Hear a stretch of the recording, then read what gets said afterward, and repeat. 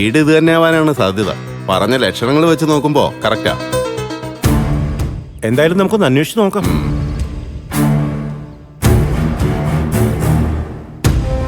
ആ ആള് വരുന്നുണ്ട്, നമുക്ക് ചോദിക്കാം.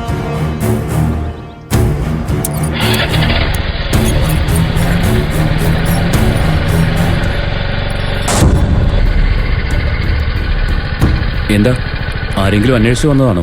അതെ, ഈ സുശീലയുടെ വീട് അല്ലേ? ആ അതെ. അല്ല, നിങ്ങൾ എവിടുന്നാ? ഇതിനുമുമ്പ് കണ്ടിട്ടില്ലല്ലോ. ഞാൻ ടൗണിലെ ലോട്ടറി കട നടത്തുന്ന ആളാ, മോഹനൻ. ഇദ്ദേഹം ആലപ്പുഴയിലെ ഏജന്റാ, പ്രതാപൻ. അല്ല, നിങ്ങളെന്താ ഇവിടെ? ശേഖരൻ എന്ന് പേരുള്ള ഒരു ലോട്ടറി വിൽപ്പനക്കാരനെ അന്വേഷിച്ചു വന്ന.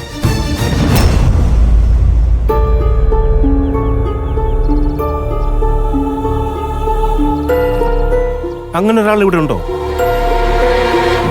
അല്ല, നിങ്ങൾ അന്വേഷിക്കുന്നയാള് ഈ വീട്ടിലുണ്ടെന്ന് ആരാ പറഞ്ഞത്? കുറച്ചുനാൾ മുമ്പ് ഇവിടെ ഒരു ആക്സിഡന്റ് കാണുന്നില്ലേ?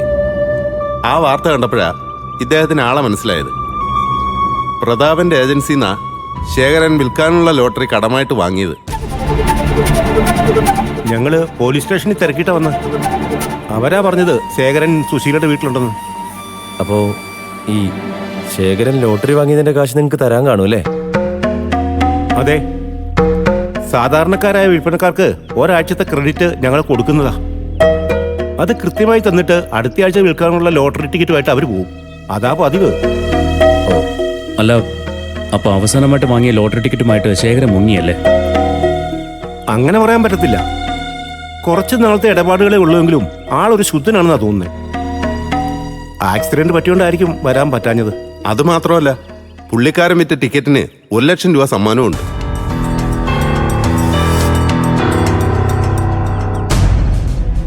അത് ഇവിടെ എവിടെയോ വിറ്റ ടിക്കറ്റാ. എന്റെ കടയിൽ വന്ന് 2 സ്ത്രീകള് ആ സമ്മാന തുക കൈപ്പറ്റുകയും ചെയ്തു.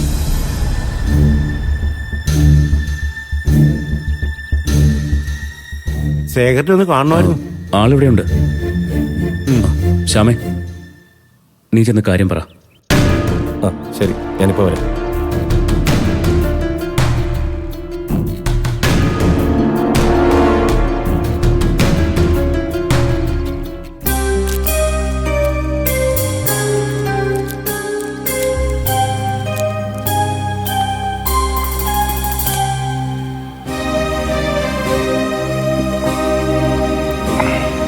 അങ്കിൾ, അങ്കിളിനെ കാണാൻ 2 പേര് വന്നിട്ടുണ്ട്. എന്നെ കാണാനോ? ആരാ?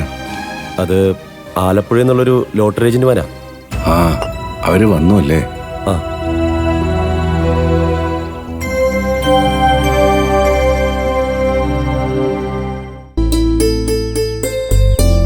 ഇത് തന്നെയല്ലേ ആള്? ആ അതെ അതെ അതെ.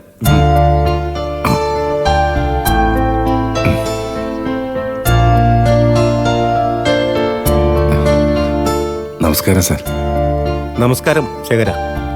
ആരോഗ്യമൊക്കെ എങ്ങനെയുണ്ട്? കുഴപ്പമില്ല സാറേ, ശരിയായി വരുന്നു. ശ്യാമോനെ, ഇവരോടൊന്ന് കയറിയിരിക്കാൻ പറ. ഞാനിപ്പം വരാം.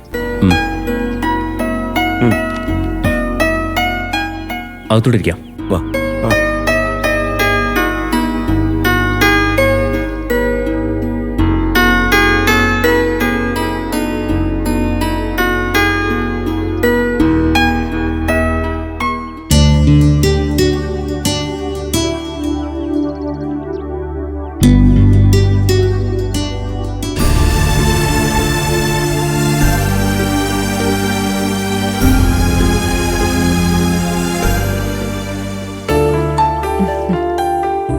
സത്യേട്ടാ, ആരാ സത്യേട്ടാ ഇവരൊക്കെ? അങ്കിളിനെ കാണാൻ വന്നതാ. എന്താ കാര്യം? അതെ, ലോട്ടറി കച്ചവടത്തിന് ലോട്ടറി വാങ്ങിയിട്ട് അതിന്റെ കാശ് കൊടുത്തില്ല അത്രേ.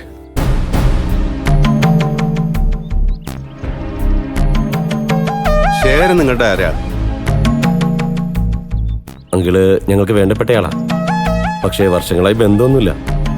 പിന്നെ ആക്സിഡന്റിന് ശേഷമാണ് ഞങ്ങളാളെ തിരിച്ചറിഞ്ഞത്.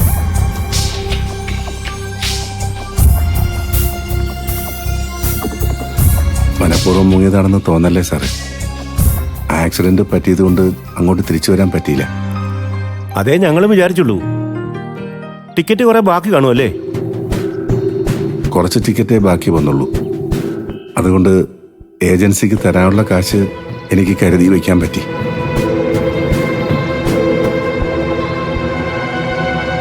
ഇതാ സാറേ, 30,000 രൂപയുടെ ടിക്കറ്റ് എടുത്തതിൽ 2,000 രൂപേൻ്റെ കമ്മീഷനും കഴിച്ച് ബാക്കി 28,000 രൂപയുണ്ട്.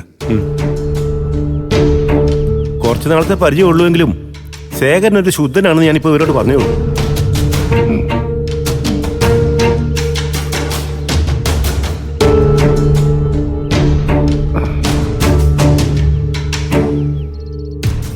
ആ ശേഖര, വേറൊരു സന്തോഷ വാർത്തയുണ്ട്. ശേഖരൻ വിറ്റ ടിക്കറ്റിനാ 5ാം സമ്മാനമുള്ളത്.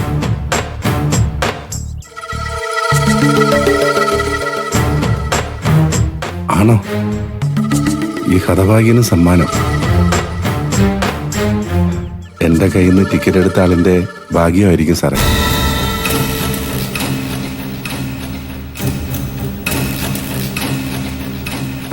അല്ല, അത് ഞാൻ വിറ്റ ടിക്കറ്റിനാണോ അത് എൻ്റെ കയ്യിൽ ബാക്കി വന്ന ടിക്കറ്റിനാണോ എന്ന് അറിയില്ലല്ലോ.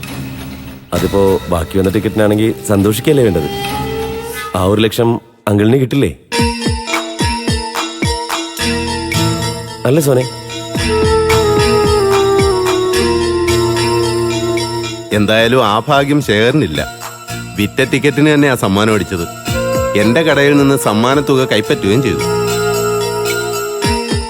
ആണോ? അത് മതി. എന്തായാലും 5ാം സമ്മാനത്തിന് ഏജന്റിന് 5,000 രൂപ കമ്മീഷനുണ്ട്. ആ ടിക്കറ്റിന്റെ കുറ്റി ഇങ്ങി തന്നാൽ ഞാൻ 5,000 രൂപ ശേഖരന് തരാം.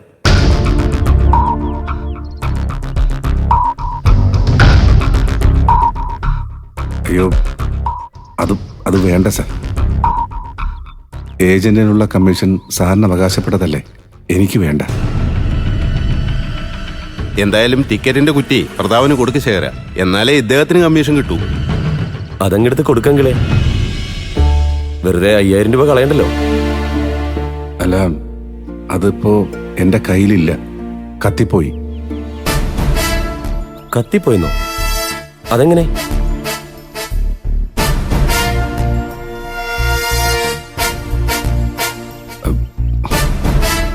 അത് പിന്നെ